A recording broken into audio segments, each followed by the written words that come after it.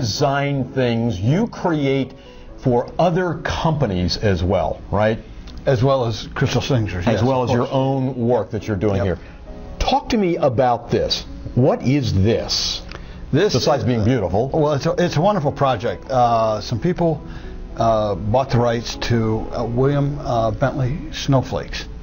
And William Bentley was a young man back at the turn of the century who took every penny he had to buy a big box camera, you know, the kind that you put the black hood over. Sure. And he put it out in his barn, and he would capture a snowflake, put it on a black velvet background, and photograph it. Wow. And he was the first one to realize and photographically prove every snowflake is as unique as every fingerprint. Yes. But some people came, a third party, and wanted some snowflakes created as collectibles.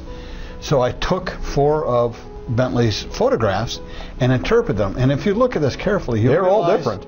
Well, they're not only all different, but each side is different because snowflakes are three-dimensional. Oh, they are not the same. So when the light hits these, it plays with the crystal beautifully. And so I love them as window hangers, never mind bringing them out in the winter or on a Christmas These are tree beautiful. You've also done work for Cartier. Yes. You've done work for Coke, Erte. Tell me about those. Well, yeah, Coca Cola came, and I believe their centennial was in '86.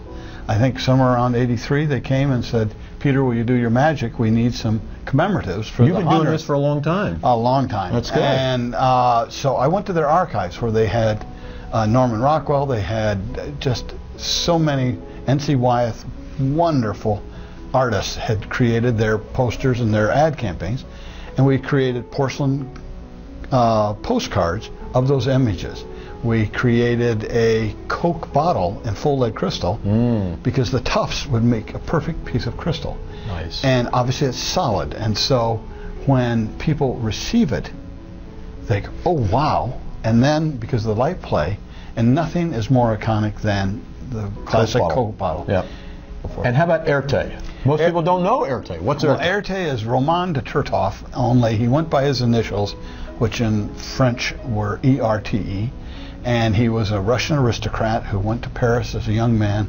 If you took all of the designers today, put them together, none of them would come close to Erte in terms of his creativeness, his uniqueness, his inventiveness. Wow.